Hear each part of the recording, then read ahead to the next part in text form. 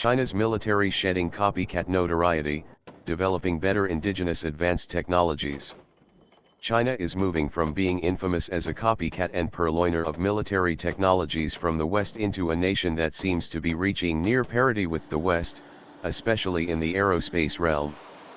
This according to the Military Balance 2017, the latest edition of the much-awaited annual assessment of global military capabilities and defense economics published by the International Institute for Strategic Studies, IISS, in London.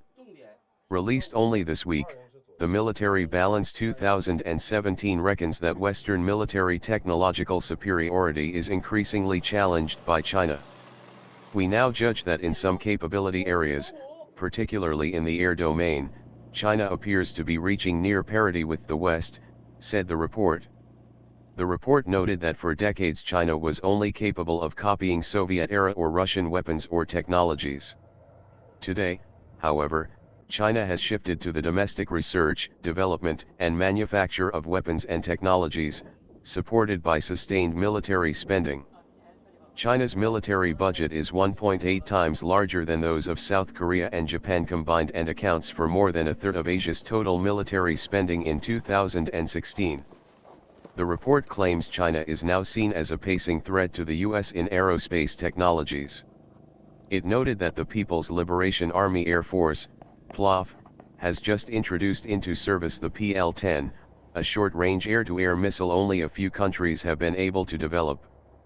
The PL-10 is unique in that it can be slaved to a helmet-mounted display, HMD, a system only used by a few fighters such as the Lockheed Martin F-35 Joint Strike Fighter and the Russian Sukhoi S-35 air superiority fighter. The HMD allows a pilot to track a target beyond the aircraft's radar scan envelope using the missile's high off-boresight capability, achieved by the pilot turning his head towards the target to lock on. China is also developing what might be the world's longest-range air-to-air missile, aptly called the Very Long-Range Air-to-Air Missile or VLRAM. VLRAM is being developed to shoot down strategically important but slow and unarmed U.S. aerial tankers and airborne early warning and control aircraft, AEW&C, and not faster stealth fighters such as the F-35 flown by the U.S. Navy and Marine Corps.